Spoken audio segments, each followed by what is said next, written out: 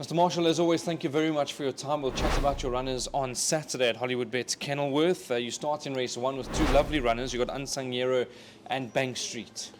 Yeah, Bank Street's done very well since his good second. His work at home has been good, so I'm pretty hopeful that we can be competitive. But having looked at the field, there are a couple of really well-bred first-timers, so we've got to be wary of those. Unsung Hero, it's his first run since we gelded him. First run back, so I think we'll just wait and see where he runs, and I think he's looking for a little further. Then we go to race number 2, Cumbra Vieja, I believe is how we say it. Oswald Notes rides for you, ran a lovely fourth on debut, just beaten 3.5 lengths by the speedy Rama Forkeza. Yeah, look, he's a nice horse, you know, and I must say he surprised me a little bit first time out, but he has improved at home and his work is good. But having said that, the same applies to this race. There are a couple of decently bred first-timers, so we've got to be wary. But I think he'll run well. Race number 3, you've got lovely fillies over here, Mr. Marshall. You've got White Waters, Pentalina and Gondola on the Mola. Yeah, Gondola on the Mola is going to need another run.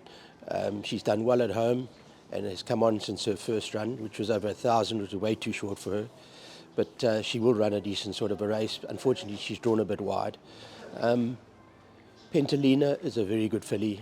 She's a bit unlucky last time out, but hasn't struck it right with the draw, so it'll be hard for her from that draw. And White Waters, the same applies to her. She's drawn well, but has come on since her last run, so I expect them to run both run well.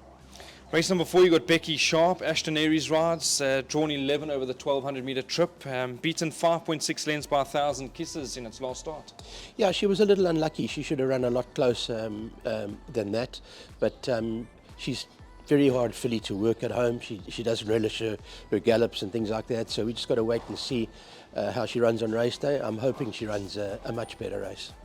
Race number 5, you've got Golden Grey, drawn 12 over 1,600 metres. Not going to make life easy, but this does look to be a better trip for him. Yeah, very much so, and I think going a little further would be even better. But his last 2 runs have been promising, sort of showing an indication of his early form. I expect him to run a good race.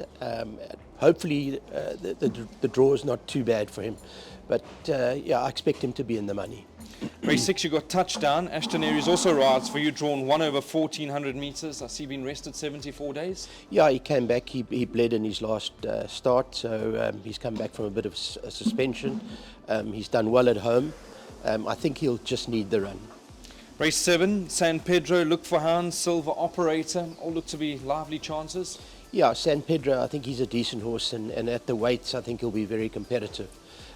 Look for Hounds and Silver Operator are drawn a bit wide, so it's going to be tough for them, but they'll run good races. And the last of your runners, Mr. Marshall, Lockheed Lightning in race number 9, drawn 2 over 2,000 metres, won a good race last time out. Yeah, he did win a good race, you know, and everyone makes a big thing about 20 starts to win his maiden, but what people forget is that a lot of those races he ran against winners, because there simply weren't those races for him. So I wouldn't be too surprised to see him be in the money again. In fact, his work at home has been pretty good, so I'm expecting him to be competitive. Thank you, Mr. Marshall. Pleasure.